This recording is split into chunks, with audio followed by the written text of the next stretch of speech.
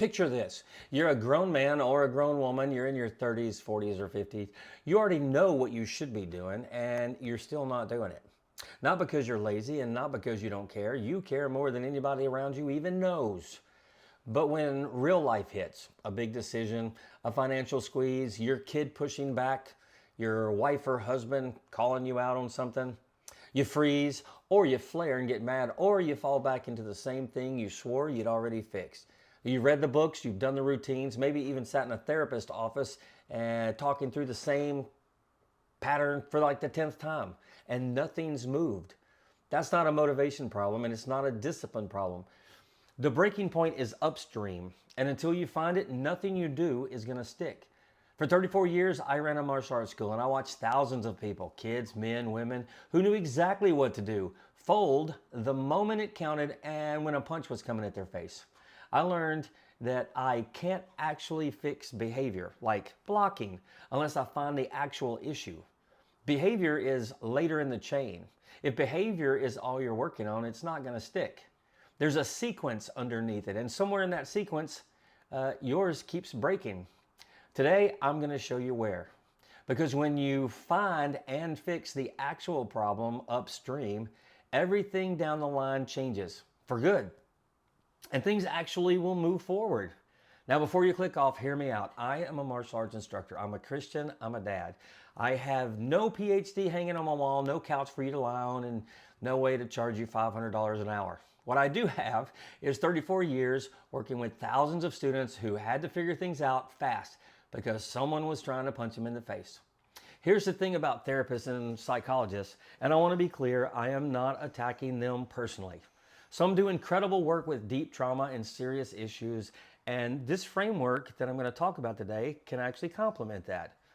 Therapists often focus on behavior, the drinking, the anger, the anxiety. They work backwards from the symptom and chip away at it, session after session, month after month, and sometimes year after year. They treat the wounds without ever finding out why you keep walking into walls and doing stupid things. Then you've got the motivational guys, and God love them, they're entertaining. But their answer to everything is discipline. Just be more disciplined. Grind harder. 5 a.m., bruh. Cold showers. Because I've seen the most disciplined people in the world, fighters, completely fall apart the second they step into the ring because their discipline was built on a cracked foundation. Discipline without the right foundation underneath it is just expensive suffering. I figured out pretty quick that in martial arts, psychology isn't theoretical. It is immediate. When someone is about to punch you in the face, you don't get to schedule a follow-up appointment to explore your feelings about it. You either take action or you get hit. And if what you do doesn't work, you fix it immediately, right now. And if you choose not to figure it out quickly, the consequence is instant and it stings a bit. And if you don't grow or change, you just get hit over and over again. Your opponent doesn't care about your childhood or that you had a bad day. I had a front row seat and got to observe the psychology of performance every day. Let me give you an example of what I mean. I built the best teaching system I could possibly build. I had to because students were getting hit in real time and I needed to know exactly why. I needed to know why kind of fast because their opponent wasn't going to wait around while I took the time to figure it out. So I came up with a thorough teaching system to make absolutely sure it wasn't my fault that they were getting hit. It was understanding, application, pad, and person, or UAPP. Don't make fun of my acronym like my students did when I first presented it. We didn't get much work done that day. They thought it was funny and they just went around saying UAPP. That's pretty much all they learned in class that day. Anyway, here's what it means. The U stands for understanding. I explain a technique, I demonstrate it, I'll tell you exactly what it is, what it does, and why it exists. Then you have the A, application. I show you where it lives in a real fight, the context, the setup, when you would use it and why. Then you got to hit a pad with it. So P, now you understand the physiology. You feel it work. And the last part is the person. You use it on a training partner, back and forth. There's no pressure. You get to feel it on an actual human being. By the time I finished being incredibly thorough, there was zero doubt that they knew what they were doing. They learned the move, they understood it, they had practiced it, they had felt it work. Every box was checked. Then we put on our gear so we could try it out. And nope, gone completely, like we never even did anything. I watched this happen over and over again, and it drove me cuckoo because by every standard of teaching, I had done everything right. They had understanding, they knew the application, we did repetition, I provided the context, everything was spoken for. At least I knew it wasn't my fault when they wouldn't try the technique. It seemed like they were choosing to struggle. That made no sense to me. Well, why would they do that? Why would they have the information, know what to do, and then not do it? Not do it in martial arts means get hit. So I started watching their faces when they fought. Not their technique, their faces. And I found the moment. There was a specific instant right after they got hit where I could literally see it happen. You could see them abandon the new thing, the drill, the technique, where I take them through 4 levels of understanding and explanation, and then they would revert back to the old thing. Them doing the old thing is why I taught them the new thing, because the thing they were doing didn't work. I saw it right there on their face. I don't even think they consciously made a decision to revert back. They just did it. What I saw in their face first was fear. It's kind of funny. When you fight, you can't wear a mask to hide it. And then they would automatically, without thought, revert back to what they were doing before. They knew in their mind it wasn't going to work, but it felt familiar, and apparently familiar beats effective every single time. So I'd stop the fight, walk over, and I would ask, "Did you like how that felt?" And they would say, "No, sir." "Do you want it to keep happening?" And they said, "No, sir." "But you didn't work on the technique I showed you. Is there a reason for that?" And they'd be like, "I don't know, sir." Then let me ask you a question. Who do you want to be? Do you want to be the guy that hits or the guy who gets hit? "I want to be the guy that hits." And I was like, "Really? Cool. Then do what we worked on and prove it." Then I'd say go, and the fight was back on. And it worked. They would at least try and change every single time. Now, kids especially loved it because all of a sudden someone, me, was letting them choose who they wanted to be. That single question, "Who do you want to be?" cut through all the noise like a knife. Because in that moment, they weren't thinking about technique anymore. They were deciding who they were going to be when there was a challenge present. They were choosing their identity. And here's what I figured out. The brain files things in boxes. Everything you experience gets stored with its context attached. The place, the people, the emotional state, the situation. When my students learned the technique in a drill, their brain filed it in the drill box, not the fighting box. Even though I talked about fighting the entire time, it didn't matter. The brain filed it where the experience happened, in a drill. So when the real challenge or the real pressure arrived, the brain started looking, and when it went to the fighting box, that technique was not in there. Now think about what that means for a person's psychology or their performance. If you fix a behavior in one specific context, one place, one set of people, one situation, the brain files that fix in that box. Here's a couple of examples so you can see where it happens. A kid who behaves perfectly in your classroom but acts out at home, or the other way around. The athlete who's flawless in practice but during the game blows it. The person who's very disciplined at work but who's chaotic everywhere else. Think about the psychology of that for just a minute. You have all the information, you've been trained in the correct thing, you've practiced and drilled, and then you don't do it. Why is that a thing? And I can prove that there is a sequence to making a new skill stick. A kata is like a dance. It's a prearranged set of moves that are memorized by a student. And katas have anywhere from 19 to 120 movements in them. And I tested this many times. Let's say a student knows 9 different kata, 9 different karate dances. I find a flaw in a specific technique. Now, if I only correct the move in the 9th kata, none of the other 8 get fixed. That correction lives in the ninth kata's box.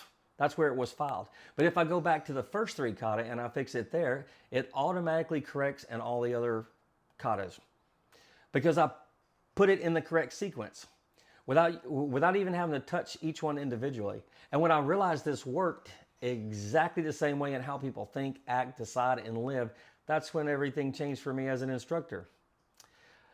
Now, here's something I've never told anyone. In 34 years of running a school, I only had one parent ever figure out what I was actually doing. Only one out of thousands of parents. Every parent walked into my studio and said, I want my kid to have discipline.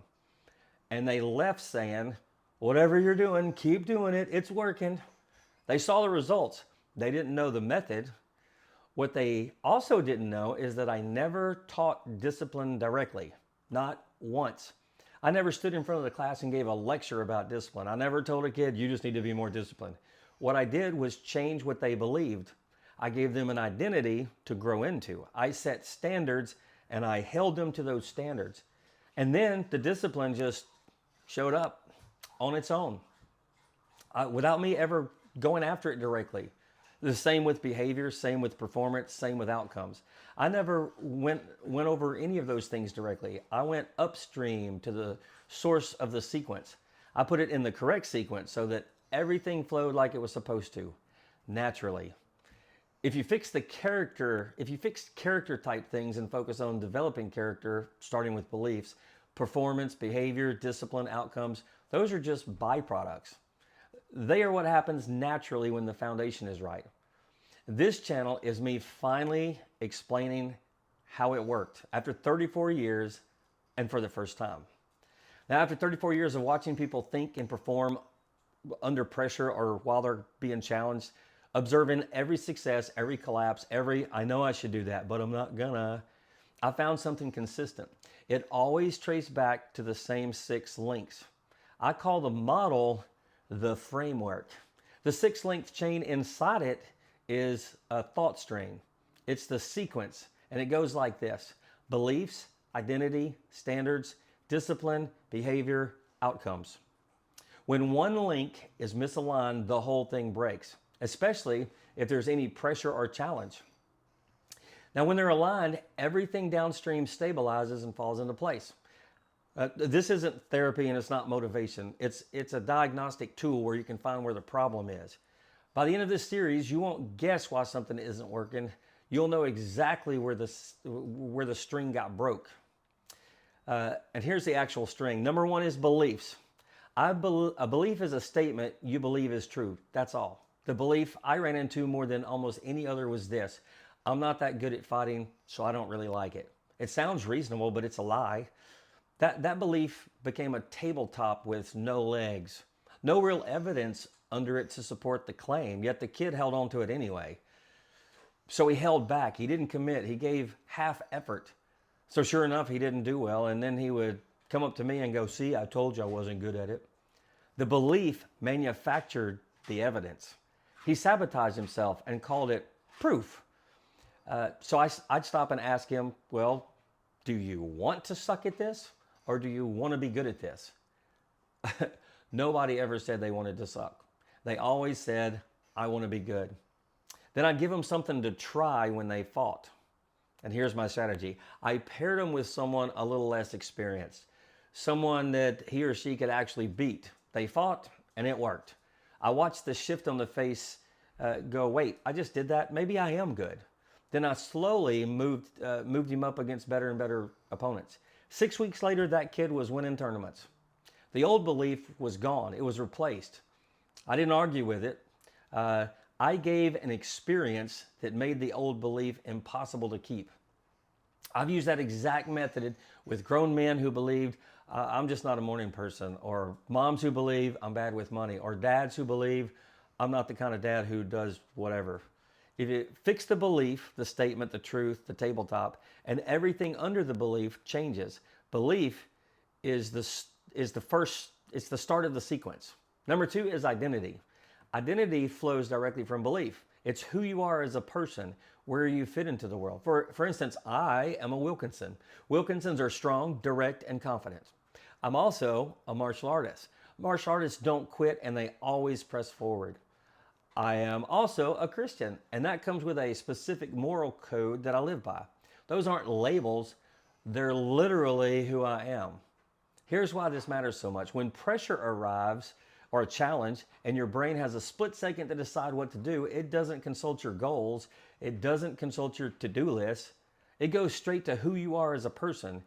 Who you believe you are determines what you do before your conscious mind even gets involved.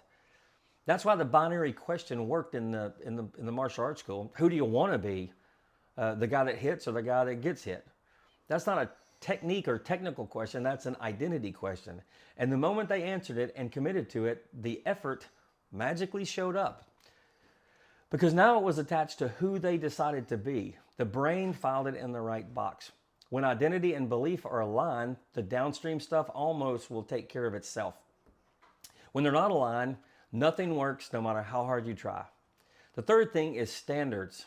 Standards are the operating system you actually live by. Not the one you say you live by, not the one you aspire to live by, the one you actually live by. Because those are two very different things for most people. Your beliefs and identity set the ceiling. And to be honest, if your beliefs are strong and you know who you are, your standards they're naturally high. In the martial arts school, standards weren't optional and they weren't negotiable.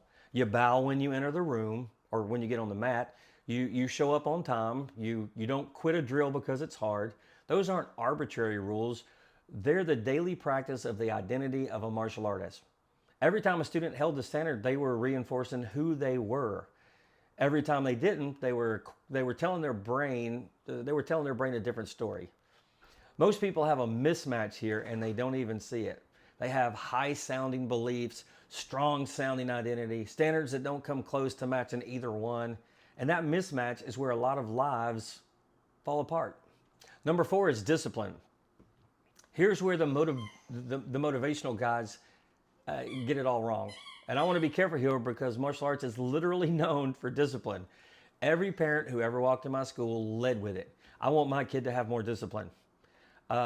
But I have studied what discipline actually is, how it actually works, and why people fail at it. And I've studied it more than almost any other topic in my whole life. And I'm telling you, the motivational gurus have it fundamentally wrong. The original meaning of the word discipline is to be taught or to learn, not to white knuckle your way through something that you hate. It means to learn. And my definition from the dojo is discipline is the willingness to experience things through trial and error, log the results, identify what works and what doesn't, and consistently choose what works. Failure isn't an enemy of discipline. Failure is the process of discipline. You're seeking the truth about what actually works for you in your life with your specific wiring. I would tell my students, you have to make your hands and feet do what I tell them to do so that one day they'll do what you tell them to do. Even with self-defense, you have to ultimately decide what you're going to do. You can't defend yourself my way. So failing doesn't matter. It's just information. It's just data. Because we need to find the truth about what works and what doesn't work.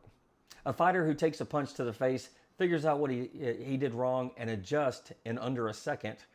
That's discipline. Not the guy suffering through a cold shower because some guy on the internet told him it would make him stronger. Discipline built on wrong beliefs, a confused identity, and low standards is never going to hold. I don't care how motivated you are. I've seen the most disciplined looking people in the world fall apart the second real challenge hits because everything upstream was misaligned or broken. Discipline is not the foundation. It's what happens when the foundation is right. Number 5 is behavior. Behavior is simply what you actually do, the output of everything that came before it. I want you to notice where behavior sits in this whole framework, in this whole thought string. It's link number 5 in the thought string. Out of 6 links, it's number 5. And yet it's the first thing everyone goes after. The therapists, the coaches, parents, managers, teachers, everybody goes straight to correcting behavior. I guess because they think that's the thing that's visible to everyone and can embarrass parents or teachers or coaches. That is the equivalent of trying to fix that 9th kata without ever touching any of the other ones. You might get that one to change temporarily in a certain context, but the same behavior is going to show up again in a different context. Behavior is a symptom. It is not a disease. And you can't cure a disease by treating the symptoms. Number 6 is the outcomes. Outcomes are easy. Outcomes are just the results. It's what you actually got for all the stuff that you did. And here's the thing about outcomes, they don't lie. Outcomes are the data. They don't care about your intentions, your expectations, or your circumstances. They are the downstream product of everything that happened upstream. If your outcomes aren't what you want, something in that string is broken or misaligned. It's not bad luck. It's not other people. The answer is always somewhere in that string, your string. And once you know where to look, you can fix it easy every time. So when you're frustrated with your kid and you've tried consequences, rewards, lectures, grounding, and nothing sticks, it's not because they're broken. It's because you're correcting behavior, which is the 5th thing in the sequence. Somewhere in the string, a belief is off, or an identity is confused, or a standard is mismatched. And until you fix it upstream, you'll spend the rest of your time with your kid playing whack-a-mole with the behavior. So here's what's next. Every week, I'm going to talk about one link in the sequence. Like next Tuesday, the hidden beliefs that are quietly running your life. We're just going to talk about beliefs and how to replace them. Then we'll talk about identity the next week, and standards the next week, then discipline, then behavior, then outcomes. After this series, I will move into character traits like honesty, respect, and self-control. There are a ton of them associated with martial arts.